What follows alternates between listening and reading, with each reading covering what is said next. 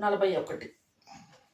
బీదలను కటాక్షించువాడు ధన్యుడు. ఆపత్కాలమందు యెహోవా వానిని తప్పించును. యెహోవా వానిని కాపాడి బ్రతికించును. భూమి మీద వాడు ధన్యుడగును. వాని శత్రువుల ఇచ్చకు నీవు వానిని అప్పగింపవు. రోగశయ్య మీద యెహోవా వానిని ఆదరించును. రోగము కలుగగా నీవే వానిని స్వస్థపరచుదువు. యెహోవా నీ దృష్టి ఎదుట నేను పాపం చేసి ఉన్నాను, నన్ను కరుణింపుము, నా ప్రాణంని స్వస్థపరచుము అని మనవి చేసి ఉన్నాను. అయితే నా శత్రువులు నా విషయమై చెడ్డ మాటలాడుచున్నారు. వాడు ఎప్పుడు చచ్చును, వాని పేరు ఎప్పుడు మాసిపోవును అని చెప్పుకొనుచున్నారు.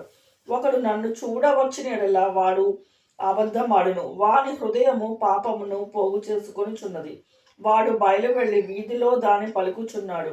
నన్ను ద్వేషించు వారందరూ కూడి నా మీద గుసగుసలాడుచున్నారు. నశింప చేయవలెనని వారు నాకు కీడు చేయ ఆలోచించుచున్నారు. కుదరని రోగము వానిని సంభవించుచున్నది. వాడు ఈ పడక విడిచి తిరిగి లేవుడని చెప్పుకొనుచున్నారు. నేను నమ్ముకొనిన నా విహితుడు నా ఇంట భోజనము చేసినవాడు నన్ను తన్నుటకై తన మడిమనెత్తెను. యెహోవా నన్ను కరుణించి లేవనెత్తుము. అప్పుడు నేను వానికి ప్రతీకారము చేసెదను.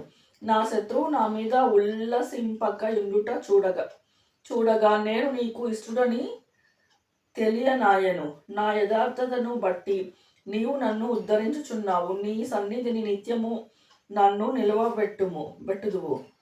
ఇజ్రాయేలు దేవుడైన యెహోవా శాశ్వత కాలము నుండి శాశ్వత కాలము వరకు స్తుతింపబడును గాక. ఆమేన్.